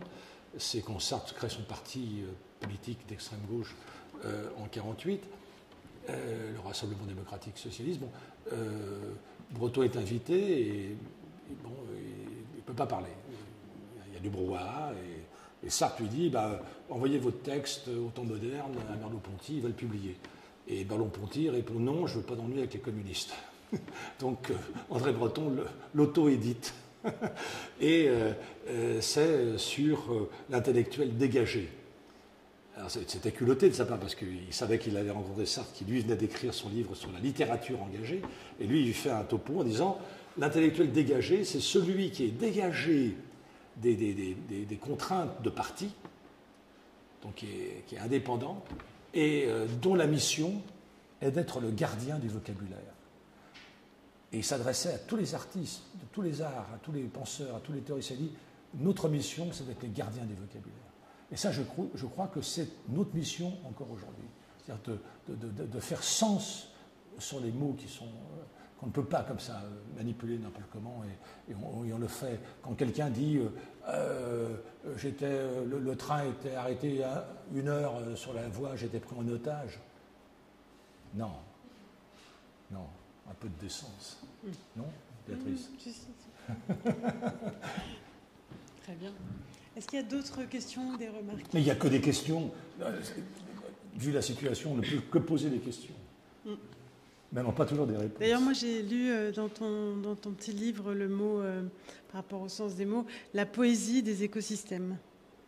Oui, parce que je pense que, là, je termine un petit essai sur les poésies urbaines de Baudelaire à Grand Corps Malade, en passant les rappeurs, le slam, etc., que je n'apprécie pas nécessairement, mais c'est notre musique d'aujourd'hui, donc il faut quand même être à l'écoute.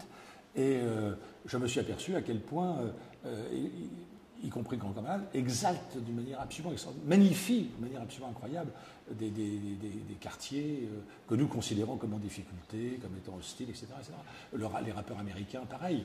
Donc là, je vois à quel point des lieux que nous on considère comme difficiles, peuvent être à l'origine d'une poésie. Tu vois. Et je pense que du côté des écosystèmes, c'est-à-dire il y a une poésie de la friche, une poésie de la lande, une poésie, voilà, j'en suis intimement persuadé.